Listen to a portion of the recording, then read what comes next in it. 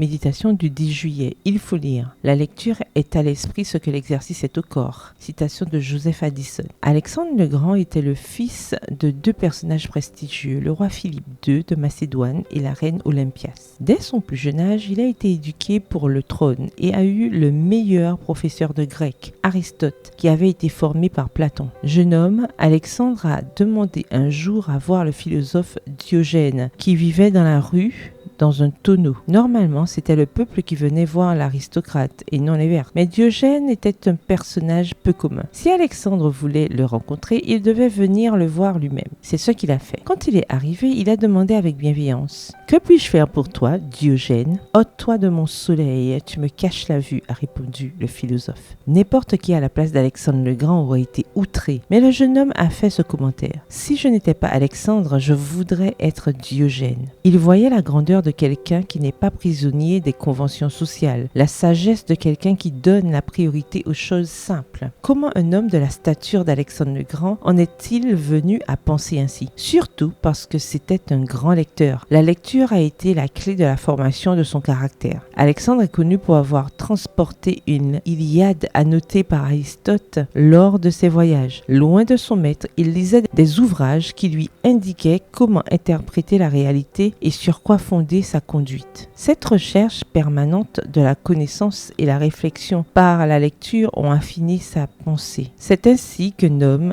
qui a conquis des villes a également eu les outils pour apprendre à se conquérir lui-même. Pouvez-vous imaginer à quel point la lecture de la Bible, où se trouvent les paroles du plus grand maître qui ait jamais vécu, peut affiner notre pensée? Ignacio Morgado Bernal, expert en psychobiologie, affirme: « De toutes les activités intellectuelles qui améliorent les capacités mentales, la meilleure est la lecture. La lecture est l'un des meilleurs exercices possibles pour maintenir le cerveau en forme, car elle nécessite la mise en jeu d'un grand nombre de processus mentaux, notamment la perception, la mémoire et le raisonnement. Un raisonnement sur le contenu et la sémantique de ce que nous lisons active le cortex préfrontal. » Texte tiré de l'article Las 10 claves de la neurociencia para mejorar el aprendizaje. Les 10 clés de la neuroscience pour améliorer l'apprentissage. Paru dans El País, daté du 4 novembre 2015. Et comme vous le savez, le cortex préfrontal est la partie du cerveau chargée de contrôler le comportement, la volonté et les capacités cognitives qui sont tous intimement liés à l'expérience de la religion. Nous devons avoir cette partie du cerveau